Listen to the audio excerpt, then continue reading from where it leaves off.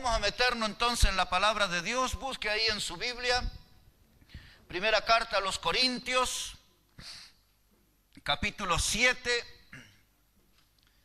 Primera carta a los Corintios, el capítulo 7. Y ahí nos vamos a encontrar con el lema de nuestra conferencia. Primera carta a los Corintios, capítulo 7. Y mire cómo dice la palabra de Dios, versículo 29. Primera Corintios 7, verso 29. Dice la palabra de Dios: pero esto digo, hermanos, que el tiempo es corto. Resta pues que los que tienen esposa sea como si no la tuviesen. Y la primera parte de este versículo es el lema de nuestra conferencia. El tiempo es corto. El tiempo es corto. Yo estaba pensando en esto en esta tarde y yo veo que el tiempo es corto en dos direcciones. En primer lugar, el tiempo es corto para el cristiano. El tiempo es corto porque tenemos mucho por predicar. El tiempo es corto porque hay mucho que enseñar en el seminario, muchos hombres y mujeres para entrenarlos, formarlos para el ministerio del servicio a Dios. El tiempo es corto porque tenemos que levantar muchas iglesias más todavía. Y el tiempo se hace corto cuando lo miramos desde una óptica cristiana. Pero si lo miramos desde el punto de vista de un incrédulo, es decir, de alguien que aún no es creyente, si lo miramos desde el punto de vista de alguien que vive lejos de Dios, también para él el tiempo es corto por los juicios que se avecinan, por los juicios que vendrán sobre este mundo y por aquellos que han despreciado la salvación que es en Jesucristo. El tiempo es corto para el incrédulo y nosotros no podemos permanecer inactivos, no podemos estar dormidos, no podemos estar calentando un banco y nada más en una congregación. Debemos trabajar y debemos trabajar mucho porque el tiempo es corto, el tiempo es corto. Ahora quiero que piensen esto en un momento. Cada vez en la historia humana que el hombre llegó a su punto más alto en el pecado, Dios intervino en la historia humana. Déjeme repetirle eso porque esa es la parte central de nuestro mensaje en esta noche. Cada vez en la historia humana que el hombre llegó a su punto más alto en el pecado, Dios intervino en la historia. Cuando pensamos en la historia recordamos los días de Noé. Los días de Noé fue un tiempo donde Dios participó trayendo un juicio sobre aquella generación que despreció a Dios, que se olvidó a Dios, de aquella generación que solamente se ocupó de sus placeres temporales, que se ocupó de su cuerpo y se olvidó de su alma, se olvidó de su creador. Una generación que vivió en medio de las grandes perversiones. Y Dios participó trayendo como juicio el diluvio. Y luego, tiempo más adelante, después del diluvio, hubo otra generación que llegó también al extremo de la inmoralidad. Fueron aquellos que habitaron en las ciudades de Sodoma y Gomorra y las ciudades vecinas. Y allí el pecado llegó a su punto más alto otra vez. Y Dios intervino en la historia humana, pero ahora no trayendo agua, sino trayendo un juicio de fuego y azufre sobre aquellas ciudades. Y ahora cuando usted y yo damos una mirada al mundo que vivimos, nosotros vemos que el hombre ha ido muy alto con su pecado. Cada vez el pecado va creciendo. Cada día podemos ver en las noticias, en los diarios, en la televisión, en la ciudad donde nosotros vivimos. Cada vez vemos que el pecado se manifiesta en manera más grande y en manera más perversa. Y esa es la evidencia de que el juicio de Dios está cercano, porque el hombre está demostrando que está viviendo sin Dios. Y a la luz de todo esto, nos vamos a meter en esta noche para tratar de saber cuáles son estos días que estamos viviendo y por qué decimos en esta noche, el tiempo es corto. Es tiempo para nosotros los cristianos, es corto porque hay mucho para hacer. y el tiempo es corto para el incrédulo, porque el juicio de Dios se avecina y no sé cuántos de ellos podrán escapar. Busque ahora ahí el Mateo capítulo 24. El Evangelio de Mateo en el capítulo 24. Pues mire cómo dice la palabra de Dios en los primeros 8 versículos. Mateo el capítulo 24. Dice la palabra de Dios allí, versículo 1 en adelante, de este modo. Mateo 24, verso 1, dice: cuando Jesús salió del templo y se iba, se acercaron sus discípulos para mostrarle los edificios del templo. Y respondiendo él les dijo: ¿veis todo esto? De cierto os digo que no quedará aquí piedra sobre piedra que no sea derribada. Y estando él sentado en el monte de los olivos, los discípulos se le acercaron aparte diciendo: dinos, ¿cuándo serán estas cosas? ¿Y qué señal habrá de tu venida y del fin del siglo? Respondiendo Jesús le dijo: mirad que nadie os engañe, porque vendrán muchos en mi nombre diciendo: yo soy el Cristo, y a muchos se engañarán.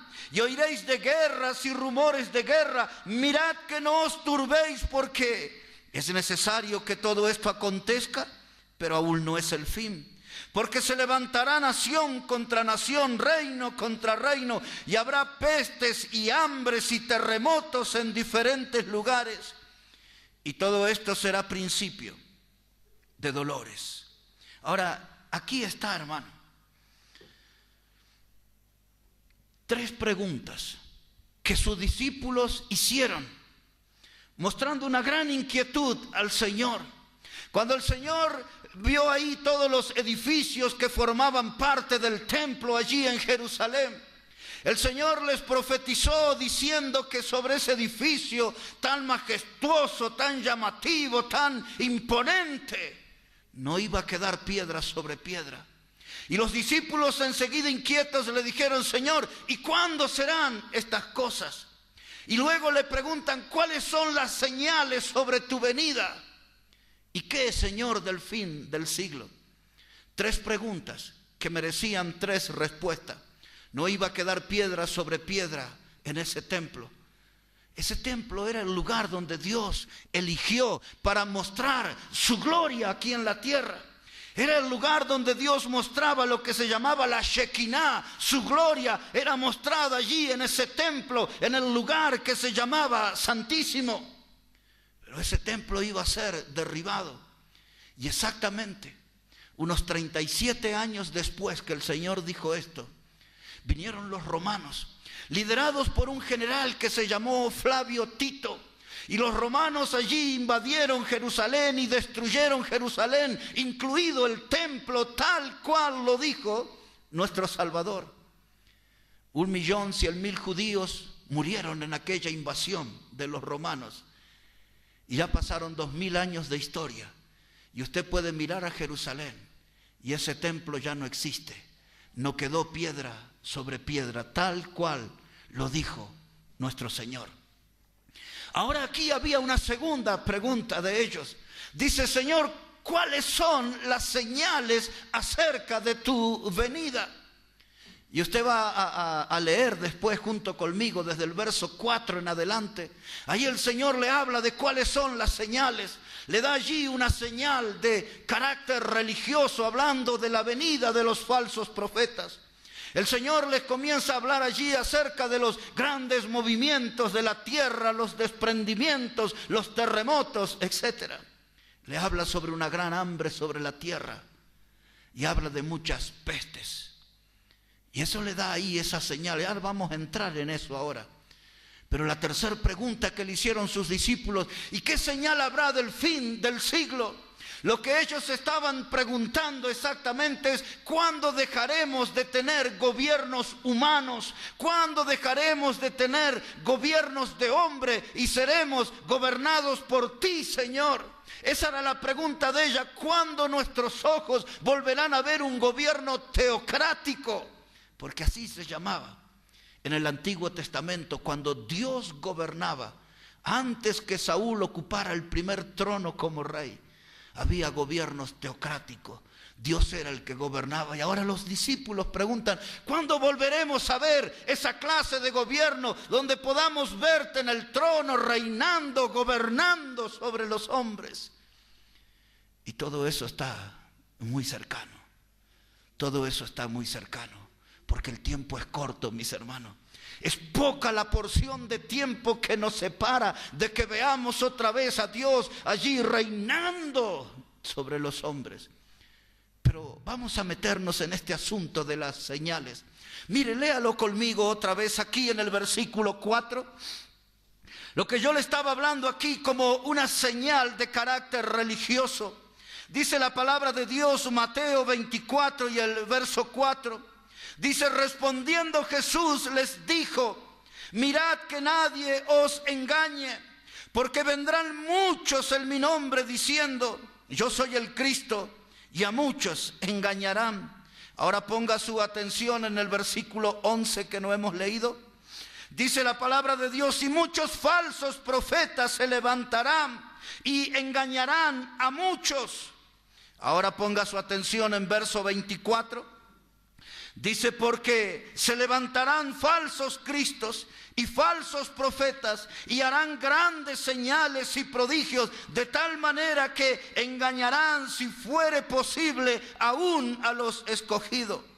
Yo os lo he dicho antes. Así que si os dijeren: mirad, está en el desierto, no salgáis, o mirad, está en los aposentos, no lo creáis. Así que cuando los discípulos preguntaron: ¿cuáles son las señales de tu venida?, el Señor dijo: estén atentos, porque se levantarán muchos en mi nombre. Se levantarán muchos diciendo: yo soy el Cristo. Y esa es la gente que son falsos profetas. Cuando los falsos profetas aparezcan allí por todas partes, entonces estén atentos, porque eso es una señal de que mi regreso está cercano.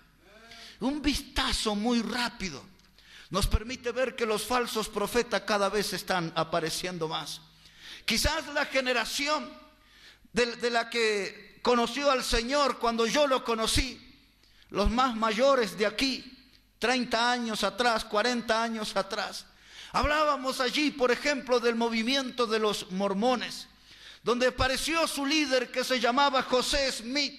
Y ese hombre, entre otras cosas, decía que él tuvo un encuentro con Cristo y que Cristo le confió allí unas planchas de oro donde contaba el andar de Cristo, y hasta una en Norteamérica decía que habían dado Cristo. Y que Cristo le había dado unos lentes especiales para que él pudiera ver esas planchas y que él pudiera entender esa revelación. Un falso profeta que lo terminaron matando, y él decía que se había encontrado con Cristo. Ese hombre arrastró mucha gente al error, a la tragedia, y aún en los días que vivimos, el mormonismo es un movimiento que agrupa a millones de personas. Y luego vinieron los testigos de Jehová. Como usted sabe, nosotros le llamamos los testigos sin Jehová, porque cuando revisamos su doctrina descubrimos que ellos no conocen al Dios de la Biblia, ni reconocen a Jesucristo como Dios, ni reconocen a Jesucristo como el Salvador. Son los testigos sin Jehová, hablan de un Dios que ellos no conocen, que nunca lo experimentaron.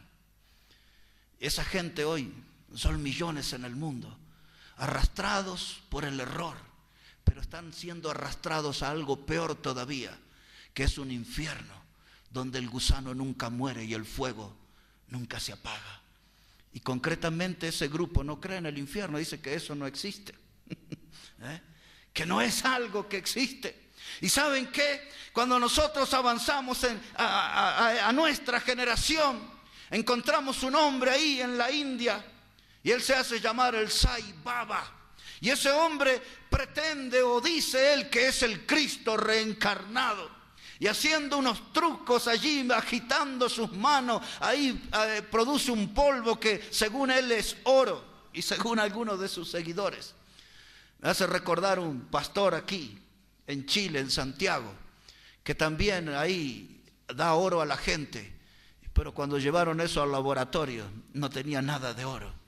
Charlatanes, mentirosos, falsos profetas, gente que se arroga de tener poderes especiales, que son capaces de producir muchos milagros. Dice Cristo, tengan cuidado con esa gente, son falsos profetas. Ahora, hubo un hombre, unos 20 años atrás, un poquito menos, exactamente el año 94, se levantó allí en los Estados Unidos. Su nombre era David Koresh. Y este hombre formó una secta que se llamaba de los Davidianos. Y este hombre allí levantó un rancho que se llamaba el Rancho del Apocalipsis. Y hizo unos túneles y puso toda clase de armamentos como para una guerra.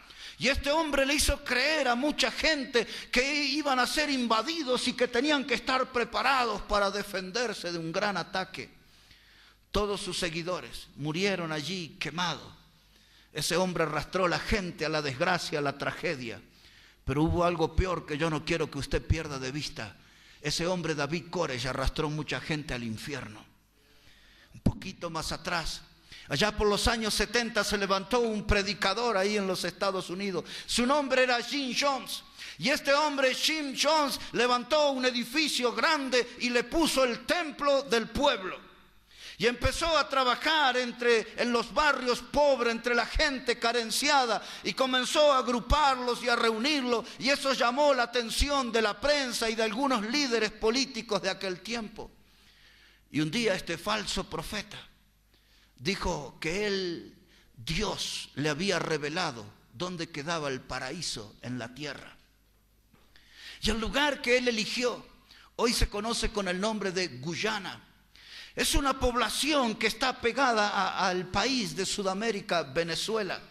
Y este hombre trajo más de 1000 personas en el año 1978.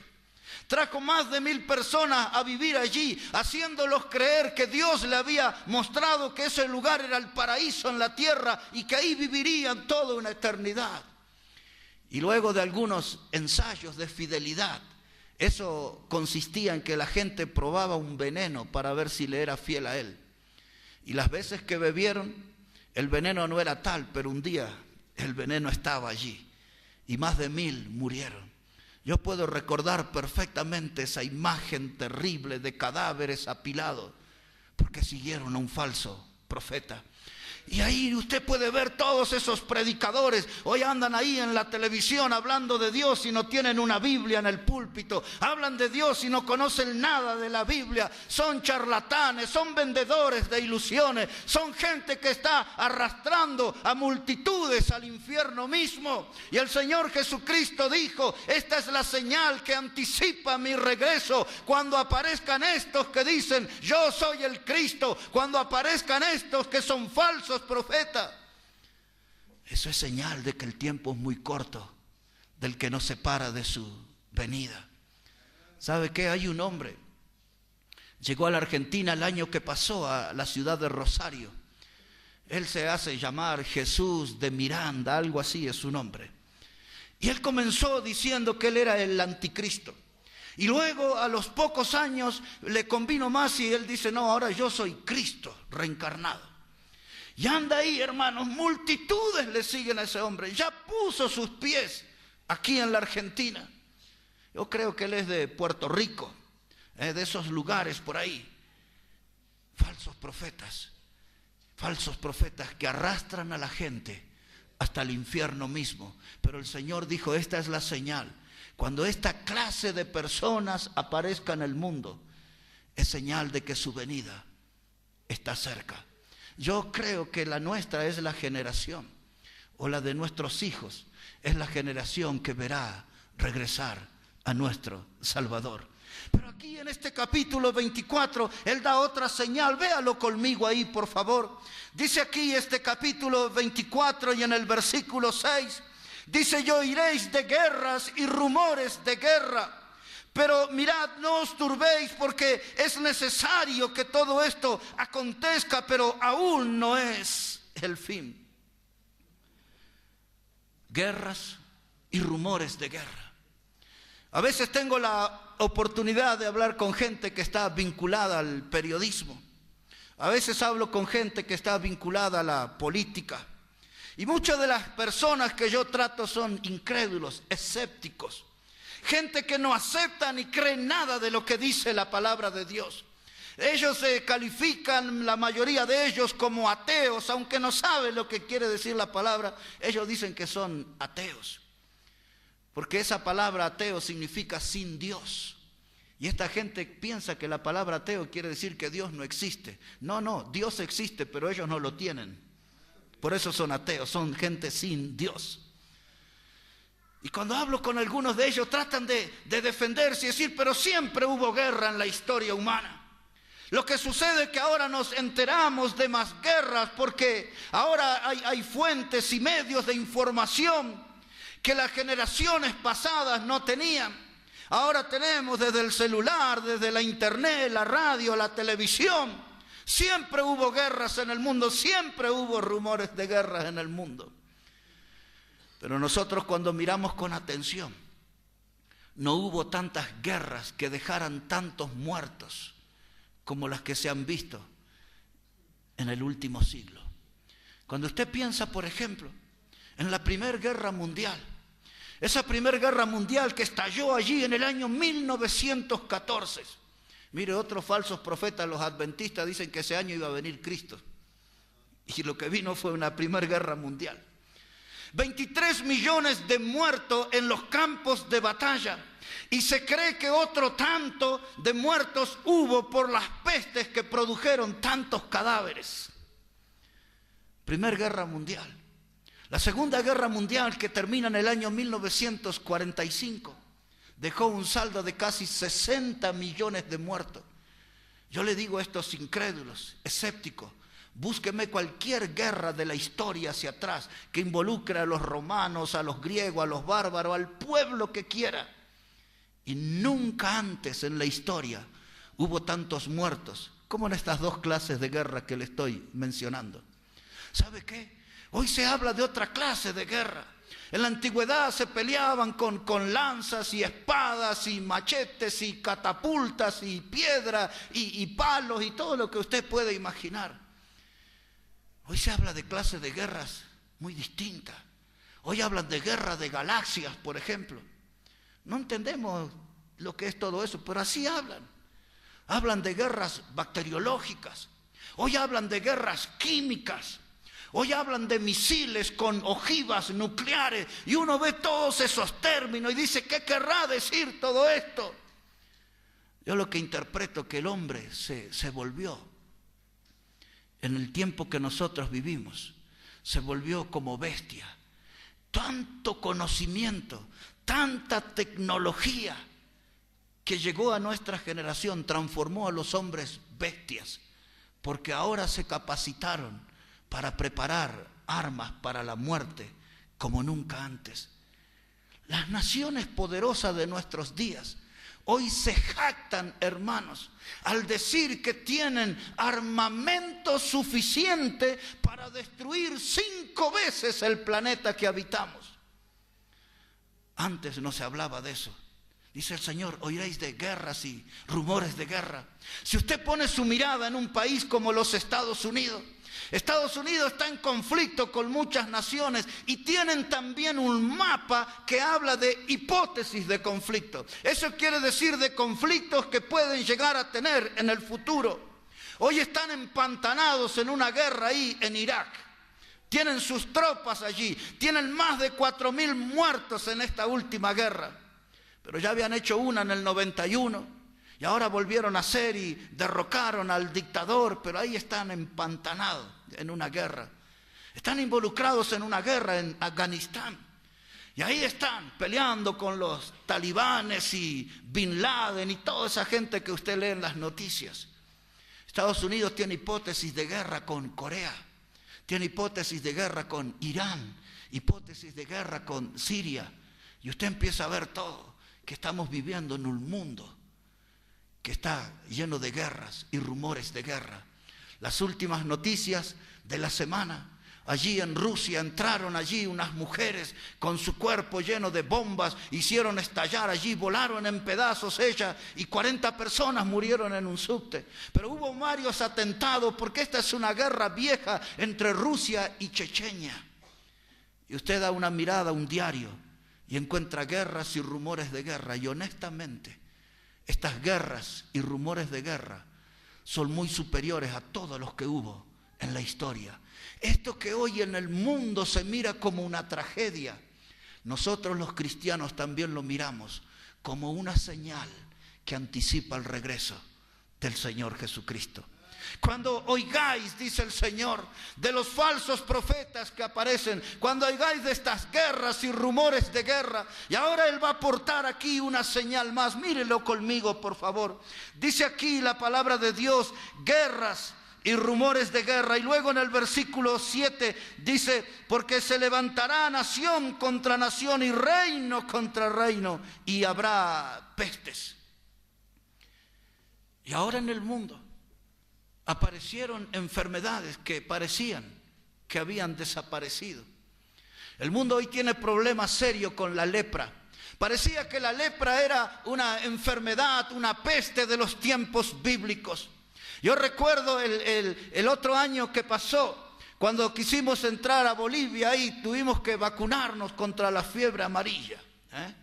Ahí Paraguay tuvo muchas víctimas de la fiebre amarilla. Parecían que eran pestes que ya habían desaparecido.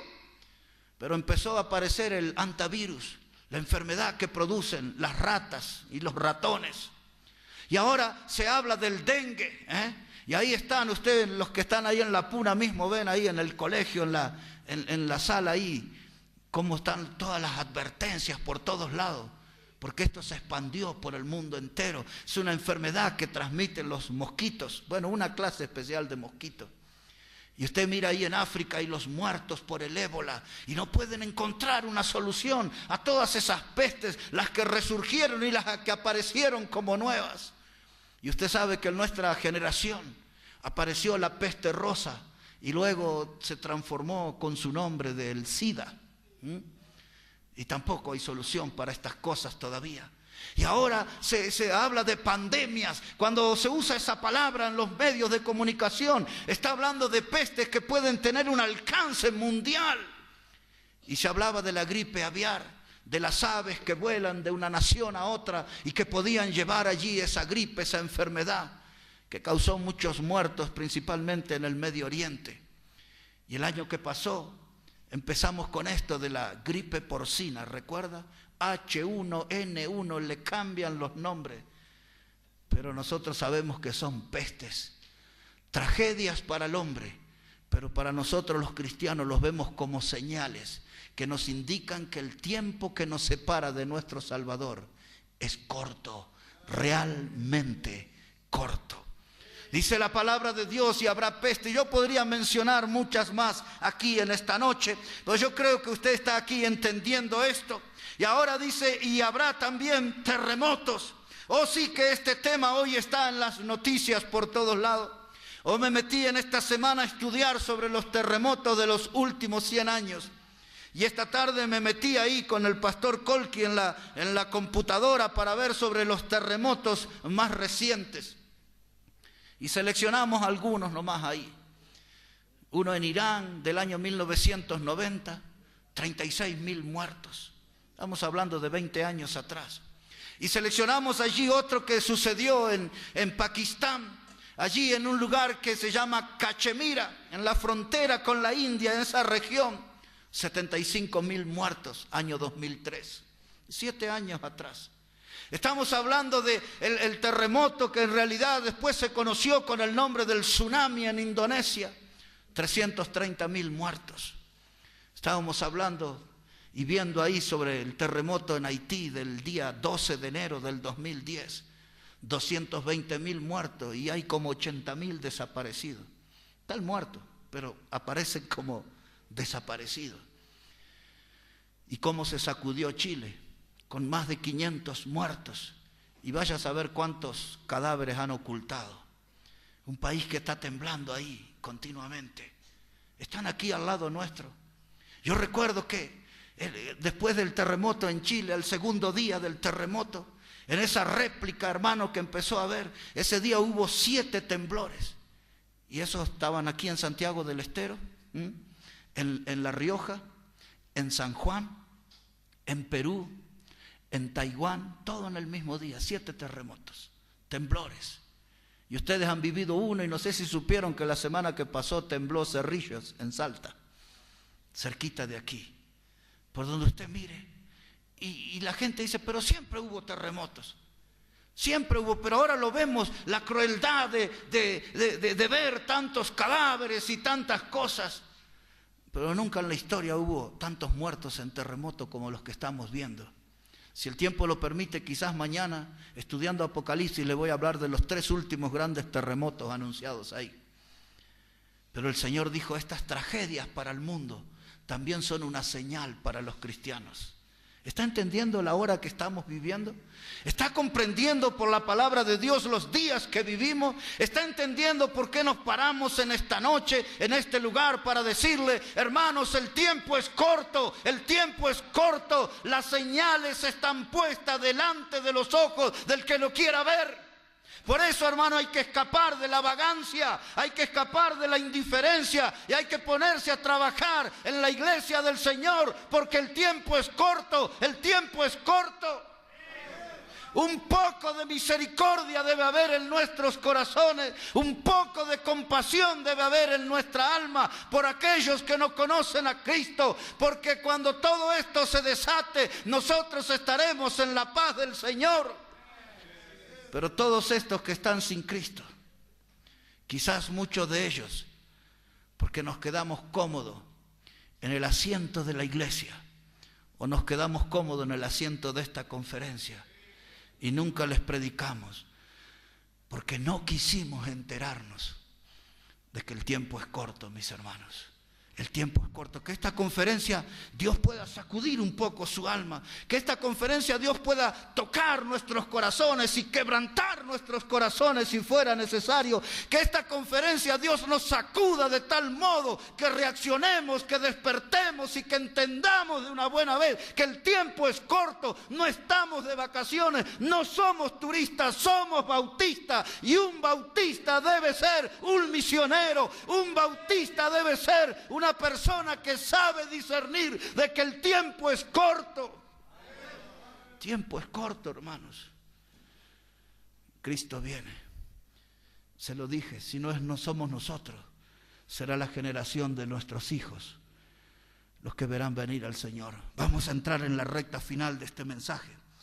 Quiero que busque ahí en la palabra de Dios Lucas el capítulo 17. Ve allí un momento. Estamos allí en ese punto de las señales que los discípulos pidieron al Señor. Y ahora aquí en Lucas 17 vamos a encontrar 2 señales que sobresalen, 2 señales que anticipaban el regreso del Señor Jesucristo. Yo no estoy explicando en esta noche, porque sé que la mayoría de ustedes saben que el Señor vendrá a buscar a la iglesia y el Señor vendrá en relación con Israel otra vez. Pero sin entrar en esos detalles, vea cómo dice aquí la palabra de Dios. Lucas el capítulo 17, versículo 24. Lucas 17, verso 24. Dice la palabra de Dios, porque como el relámpago que al fulgurar resplandece desde un extremo del cielo hasta el otro, así también será el Hijo del Hombre en su día. Pero primero es necesario que padezca mucho y sea desechado por esta generación. Como fue en los días de Noé, así también será en los días del Hijo del Hombre. Comían, bebían, se casaban y se daban en casamiento hasta el día en que entró Noé en el arca y vino el diluvio y los destruyó a todos. Y aquí hay una señal como en los días de Noé. Y por si usted no sabe, el Hijo del Hombre es el Señor Jesucristo. Y dice la Biblia, así serán los días del Hijo del Hombre. El día que la gente le pueda volver a ver, dice, será como en los días de Noé. Y para saber exactamente al detalle los días de Noé, usted debería leer todo el capítulo 6 de Noé. Yo le voy a mencionar algunas cosas porque el tiempo no permite entrar ahí, investigar y revisar todo eso. Pero los días de Noé eran días de inmoralidad. Los días de Noé eran días de materialismo, donde la gente se estaba ocupando en esas cosas, en la construcción, en los negocios.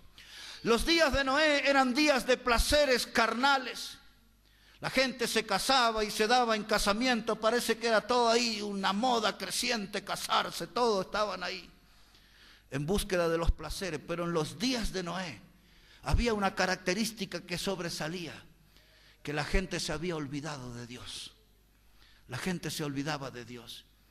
Y ahora cuando miramos el mundo que nos toca vivir, la generación, nosotros que entramos a este siglo XXI, vemos el sello de Noé por todas partes. Los días de Noé ahora están entre nosotros, porque en estos días también son días de inmoralidades, son días de perversión, son días, hermanos, donde la gente está ahí despreciando las leyes del Señor, la palabra del Señor.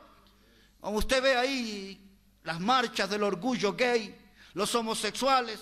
Allí estaban cantando victoria en Buenos Aires porque rechazaron ahí a que dos hombres se casaran entre ellos y se fueron allá hasta la Tierra del Fuego. Y allá hubo unos perversos que aprobaron eso. Y ahí andan sonriendo estos dos homosexuales que se casaron. Pero tengo algo para decirle. Los dos tienen SIDA. Y es hora que ellos empiecen a arrepentirse de esas cosas, porque ya el juicio de Dios tocó esas vidas. Y esta semana un juez aprobó otro casamiento de homosexuales ahí en Buenos Aires. Y ahí está todo en discusión. Y el hombre en su perversión, el hombre, hermanos, en ese degeneramiento que nos toca ver hoy, dice, ya no queremos el matrimonio como Dios lo hizo, un hombre y una mujer. Ahora queremos dos hombres, dos mujeres. Ya no quieren estar de acuerdo con la palabra de Dios. Días de inmoralidades. Los días de Noé eran días de violencia también. Y hoy usted puede ver la violencia que nos invade. Usted puede ver en las ciudades principalmente, hermanos, como la gente ahora viven prisioneros, se ponen rejas en los muros, rejas en las ventanas. Hoy la gente que trabaja y la gente que puede exhibir cierta honestidad, hoy viven como cautivos, como prisioneros en su propia casa. La inseguridad es tremenda. La violencia está a la vuelta de cada esquina, como en los días de Noé. Como en los días de Noé. Los días de Noé eran días de placeres. Hoy usted ve las páginas de un diario, la publicidad en la televisión, y donde le ofrecen viajes al Caribe, viajes para aquí, venga al Brasil, clima tropical, aquí y para allá. Hoy son los días donde la gente se ocupa de la estética. Se ocupan del cuerpo y se olvidan del alma, como en los días de Noé. Y hoy aquí usted está escuchando muertos por todos lados, mujeres que se ponen ahí siliconas y los hombres también ahora se ponen siliconas. ¿Y saben qué? Y andan ahí con todo eso y andan en esos lugares operándose y se terminan muriendo. Todo porque están poniendo la atención en lo físico y se olvidaron del alma, como en los días de Noé, como en los días de Noé. Y un abandono completo de las cosas de Dios. Aquí es más importante un santito, es más importante una virgencita, y usted lo puede ver aquí, ¿no? Aquí en esta misma región de la Virgen de Punta Corral, donde hay un monumento a la Biblia, donde hay aquí carteles que motiven a la población a leer la Biblia. Lo que usted lo puede ver aquí, ¿sabe qué? En las grandes ciudades, esto es más notorio. Las ciudades están llenas de almas vacías, como en los días de Noé, como en los días de Noé, Pero el diluvio vino, el juicio de Dios se manifestó. Y esto es lo que yo estoy diciéndole a ustedes, hermano. El tiempo es corto, hay que alertar a la población, hay que advertir. Yo sé que esto no es un mensaje positivo. Yo sé que la gente va a decir, ustedes están dramatizando, están asustando a la gente. No, le estamos diciendo lo que vemos en la palabra de Dios. Despierten, reaccionen, vuélvanse a Dios mientras tengan tiempo, porque el tiempo es corto y el juicio de Dios les alcanzará si no se arrepienten. Pero ¿sabe cuál es nuestro problema verdadero? Que nos están faltando hombres y mujeres con coraje santo que se paren a predicar la palabra de Dios. Ese es nuestro verdadero drama. Porque que el mundo no se dé cuenta, lo podemos entender, pero que la iglesia no se dé cuenta que el tiempo es corto. Esto quiere decir que estamos anestesiados por el diablo, hermano. El diablo nos durmió en los asientos de las congregaciones y no podemos despertar, no podemos reaccionar o no queremos darnos cuenta de que el tiempo es corto. Tenemos proyectos materiales. Me quiero casar, me voy a hacer la casa, me voy a levantar el auto, esto. Todo esto tiene que ver con la segunda y última señal. Estoy buscando aterrizar para terminar. Denme unos minutos nomás. Es como en los días de Lot. Léalo ahí conmigo, mire.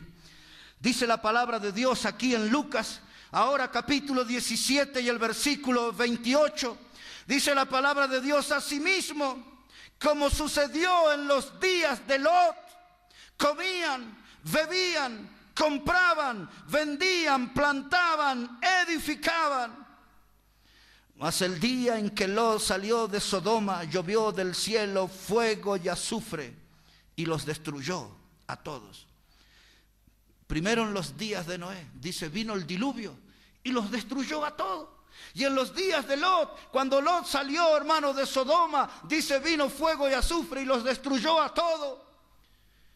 Y esta generación que nosotros vivimos está camino a una destrucción.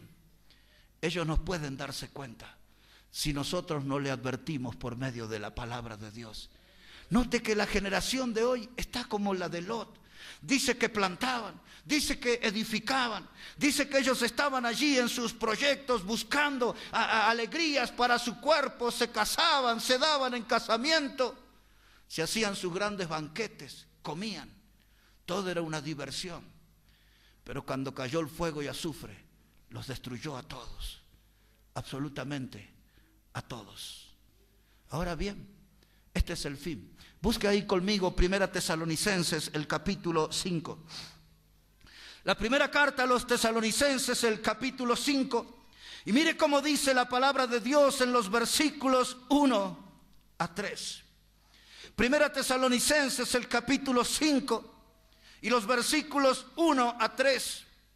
Dice la palabra de Dios de esta manera: pero acerca de los tiempos y las ocasiones, no tenéis necesidad, hermanos, de que yo os escriba, porque vosotros sabéis perfectamente que el día del Señor vendrá así como ladrón en la noche.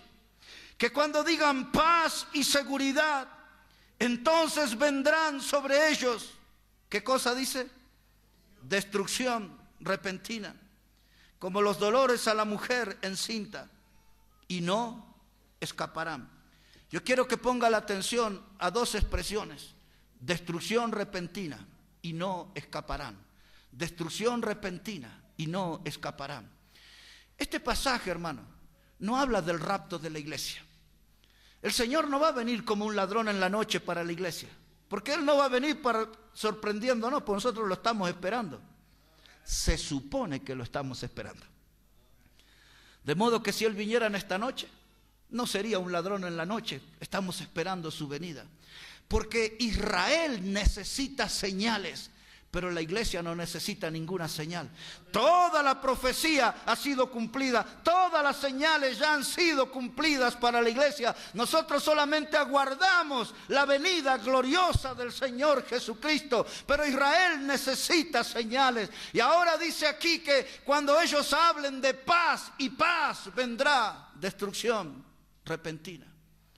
Usted puede revisar los últimos presidentes de los Estados Unidos, desde fines de los años 70, Jimmy Carter, hizo allí pactos de paz. Por primera vez en siglos, Israel se sentó a dialogar con Egipto. El presidente de Egipto se llamaba Anwar el-Sadat por aquel tiempo. El presidente de Israel se llamaba Ben Gurión. Firmaron allí pactos de paz, garantizados por los Estados Unidos. Egipto no soportó eso y mataron acribillado a su presidente. Y de ahí en adelante se empezaron a hablar pactos de paz. Del presidente Netanyahu de Israel de años atrás, principio del 91, firmando con Yasser Arafat, el líder palestino ya muerto hoy, pactos de paz. Allí con el presidente Clinton como una garantía de esos pactos. Y ahora usted ve en las noticias al presidente Obama yendo allí, hermanos, a Israel, y yendo ahí recorriendo los países en conflicto, ofreciendo paz y paz. Y hoy el mundo habla de paz, los religiosos hablan de paz, los políticos hablan de paz. Y la Biblia dice, cuidado, porque ahí está la señal. Cuando hablan de paz, paz, vendrá destrucción repentina. Ahora eso a ustedes y a mí no debería sorprendernos, porque aquí está bien registrado en la palabra de Dios. Todo esto es el comienzo de una primera noche, de una serie de advertencias, mis hermanos, de que algo tiene que cambiar en nuestra vida si logramos entender que el tiempo es corto. El tiempo es corto. Necesitamos ser más observadores de la palabra de Dios. Necesitamos entender la situación del mundo y entrar en acción a favor de aquellos que aún no conocen a Cristo. La iglesia no puede estar de brazos cruzados. La iglesia no puede estar de manos caídas y rodillas paralizadas. Este no es tiempo para esas cosas, hermano. Estos son días de acción. Estos son días de trabajo. Estos son días de sudor. Si entendemos que el tiempo es corto, hermano, tenemos que salir a predicar la palabra del Señor. Tenemos que abrir puertas de nuevas iglesias. Tenemos que levantar, hermanos, edificios que van a albergar a nuevos salvos por Jesucristo. Hay que trabajar, hay que trabajar. Simplemente porque el tiempo es corto. El tiempo es corto. Vamos a orar. Todos con sus ojos cerrados, nadie mirando aquí en esta noche.